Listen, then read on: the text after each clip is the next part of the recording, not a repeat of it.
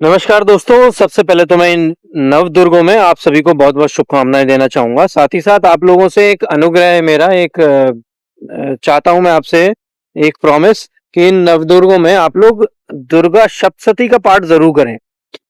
हर बार मैं भी करता था, इस बार भी करूँगा, कर भी रहा हूँ। तो होता क्या था कि दुर्गा सप्तशती हम पढ़ तो लेते थे लेकिन समझते नहीं थे कुछ भी, बस एक ग्रंथ है, पढ़ लिया, नवदुर्गों में पढ़ना चाहिए, बस यही सोचते थे। फिर मैंने जाना दुर्गा सप्तशती के बारे में, आचार्य प्रशांत जी को सुना मैंने, जाना, उनसे समझा, तो मेरे को पता चला कि यार सप्तशती तो बहुत सारी ऐसे गूढ़ रहस्य हैं जो हम अपने नॉर्मल जीवन से उसको रिलेट कर सकते हैं और अपने जीवन में वो सारी चीजें हम रिलेट कर सकते हैं कि यही यही सब कुछ तो आज भी हो रहा है जो उस टाइम पे हो रहा था। तो मैंने वो चीजें समझी और इस ग्रंथ को पढ़ने से सबसे बड़ी चीज एक तो ये है कि आपको मतलब अपने जीवन के बारे में और जो आम समाज में हो रहा है वो सारी वृत्तियों के बारे में आपको पता चलेगा। लेकिन उसको समझना पड़ेगा, ये नहीं कि बस उसमें जो शब्द लिखे हैं बस हमने उसको रट्टा लगा के पढ़ लिया और जय माता दी, ठीक है ना। तो ऐसे जय माता दी करके कोई फायदा नहीं है, उन माता को हमें समझना पड़ेगा और कुछ टिप्स दूंगा मैं कि किस तरीके से आपको दुर्गा सप्तशती का पाठ करना है, किस क्या क्या चीजों को क्या समझना है।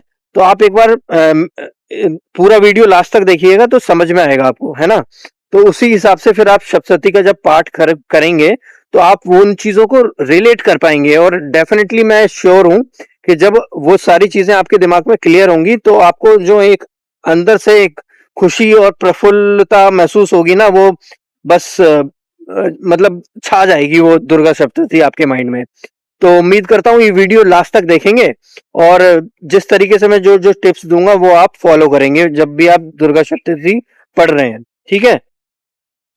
हाँ जी, तो बंधुओं, आप जब दुर्गा सप्तशती स्टार्ट करें तो उसमें देखेंगे आप देवी के बहुत सारे प्रकार बताए गए हैं, देवी को नमस्कार किया गया है। तो एक श्लोक भी होता है ना, नमस्तस्ये नमस्तस्ये नमस्तस्ये नमो नमः। तो उसमें जो देवी के नाम दिए गए हैं अलग अलग, वो हमारी ही अंदर की जो भावनाएं हैं जो हम लोग करते हैं उन्हीं को उन्होंने देवी माना है। मार्कंडे ऋषि गया है, मतलब ऋषि के आश्रम में वो जाते हैं वैश्य, और वो जो राजा होता है तो वो उस आश्रम में देखते हैं कि बहुत सारे जानवर उनके आश्रम में बैठे होते हैं जो कि खूंखार जानवर भी हैं। तो इससे क्या हम रिलेट कर सकते हैं कि जो हमारे अंदर की वृत्तियां इतनी ज्यादा हाई हैं कि अब जानवर हमारे पास आने से डरते हैं, लेकिन जब हम जंगल में जाते हैं ऐसे महर्षि जो कि अंदर से साफ साफ हैं, साफ मन से हैं, तो वो जानवर और पशु पक्षी भी जो होते हैं उनकी बात भी सुनने के लिए रेडी होते हैं।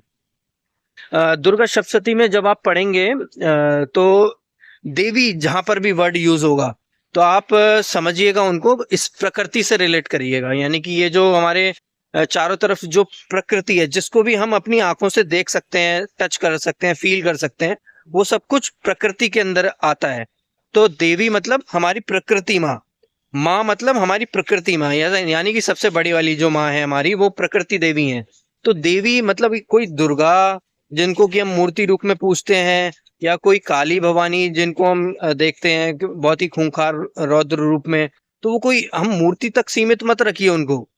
ये जो पूरी प्रकृति है वही हमारी देवी माँ है, वही हमारी देवी दुर्गा, और जितनी भी देवियां उसमें बताई गई हैं दुर्गा सप्तशती में वो सब हैं, ठीक है। तो ये चीज ध्यान रखिएगा, देवी मतलब जब भी आप उसको पढ़ रहे हैं दुर्गा सप्तशती को, तो देवी मतलब हमारी प्रकृति माँ से को समझते हुए उसको पढ़िएगा। फिर जितने भी राक्षस आते हैं, चाहे वो शुंभ निशुंभ हो, महिषासुर हो, और भी बहुत सारे राक्षसों के नाम आते हैं, तो वो राक्षस कौन है? वो है हमारी वृत्तियां।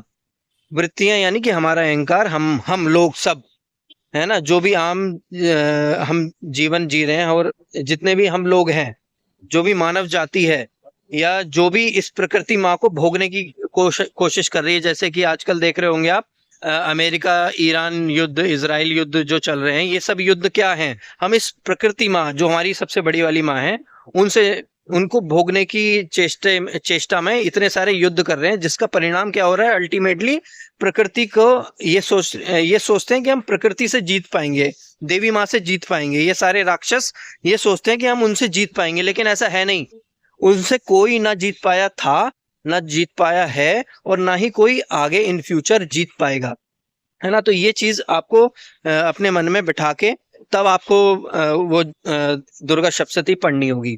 साथ ही साथ एक चीज और ध्यान रखिएगा, जब आप उसको पढ़ रहे होंगे तो जितने भी दानव हैं वो मतलब हम लोग हो गए, और जो हमारी देवियां हैं, जितने भी अवतार या देवियां उसमें आएंगी कि उन्होंने उसको एक चांटा मारा, वो दानव इतनी दूर जाके गिरा, ऐसे करके जो भी हो गए, यानी कि प्रकृति माँ का प्रकोप। यानी कि आप देखते होंगे चारों तरफ कभी कहीं पहाड़ी खिसक गई, पहाड़ गिर गया, बादल फट गए, या बाढ़ आ गई, ऐसे अंधड़ आ गए बहुत सारे। तो ये सब क्या है? प्रकृति माँ का प्रकोप है, उसको रिलेट करिएगा जब आप दुर्गा सप्तशती पढ़ेंगे। फिर जब लास्ट आता है ना, सबसे ज्यादा मजेदार चीज, मतलब आपका दिल खुश हो जाएगा कि जब प्रकृति माँ को भोगने में कोई भी राक्षस कामयाब नहीं हो पाता, महिषासुर भी आता है, उसको भी प्रकृति माँ दंड देती है और उसको भी मौत के मुंह सुला देती है। तो क्या होता है? तो जब सारे राक्षस मर जाते हैं, यानी कि हम लोगों के अंदर की जो वृत्तियां हैं, जो जितना भी हम लोग इतना प्रदूषण कर रहे हैं, हम जितना भी ये पूरा एनवायरनमेंट को खराब करने के लिए, यानी कि प्रकृति माँ को भोगने के लिए, इनको खराब करने के लिए इतनी सारी चेष्टाएं जो की जा रही हैं मानव के द्वारा, जो क्लाइमेट चेंज का भी जो एक रीजन है बहुत बड़ा, हम ही लोग कर रहे हैं ना क्लाइमेट चेंज। कोई ऐसा तो है नहीं कोई और आया है इस पृथ्वी पर, हम ही लोग करते जा रहे हैं। सोच ही नहीं रहे हम क्या क्या कर रहे हैं, इतने इतने गलत काम चल रहे हैं, जो कि अल्टीमेटली उससे प्रभावित कौन हो रही है? हमारी प्रकृति माँ, और अल्टीमेटली उससे उसका प्रभाव हम ही पर पड़ेगा, ये हम जान ही नहीं पा रहे हैं।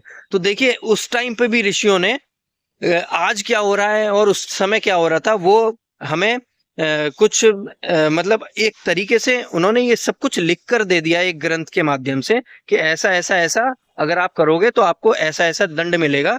ये सांकेतिक भाषा है एक तरह से देखा जाए दुर्गा सप्तशती। तो अगर आप समझ सकते हो तो आप रिलेट कर पाओगे और असलियत में समझ पाओगे कि देवी माँ का अर्थ मतलब क्या।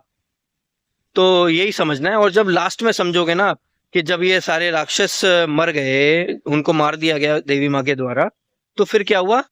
नदियां सुचारू रूप से बहने लगी, ऐसा उसमें आया है, आप पढ़िएगा।